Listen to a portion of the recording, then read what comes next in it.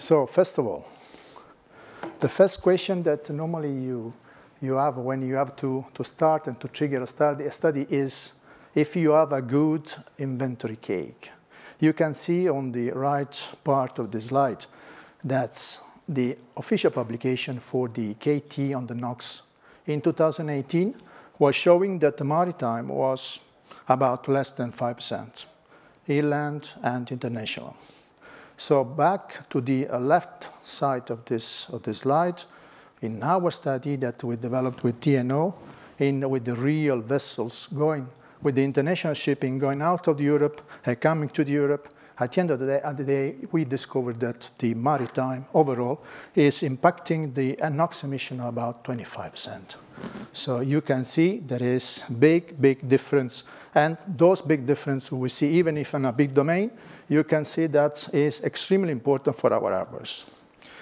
Where the maritime, and of course, is impacting, you can see on the right part of this slide that is the inland, and you can see on the Northwest Europe, the red part is very concentrated on the Rhine River, while on the left part of the slide, you can see where, of course, the vessels can impact, the maritime can impact on the coastal and on the coastal cities.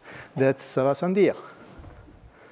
Let's see a couple of slides that's with the two examples that we have about cities. One has been already showed before. This is Antwerp. Antwerp is, you can recognize the canal, and the two dots, one is a green, one is a blue. The green one is the harbor, and where the maritime contribution is about 50%. So this is huge. And then we go to the city center. How much is the impact? It's close to 30%, really comparable with the road transportation. So this is another good information for us and for the cities, how the cities will tackle with to meet the new air quality standards. The second example is Rotterdam. Different geographic situation because Rotterdam harbor is about 50 kilometers from the city center. But even in the harbor, the contribution of the maritime is above 60%.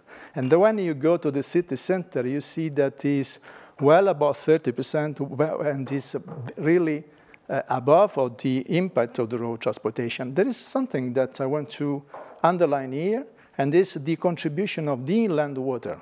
I mentioned before, the Rhine River, in that case, is contributing a lot with the activities and barges going up to Germany and coming down from Germany.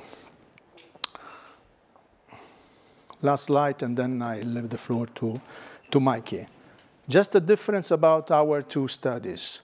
On the left side is our study, first study that had been published in March last year, where our resolution was 6 per 6 kilometers, while the new study that will be published very soon in a scientific journal, in that case, the resolution will be much more fancy, 1 per 1 kilometer, and related to the Northwest Europe, you can see that we can easily detect with how much is the red in the cell, how much is the contribution for the NOx and NO2 in this, let me say, location. This is Rotterdam, you can see. And of course, how fancy you are, at the end of the day, you can tackle and you can find the right solution, as we saw with the previous presentation.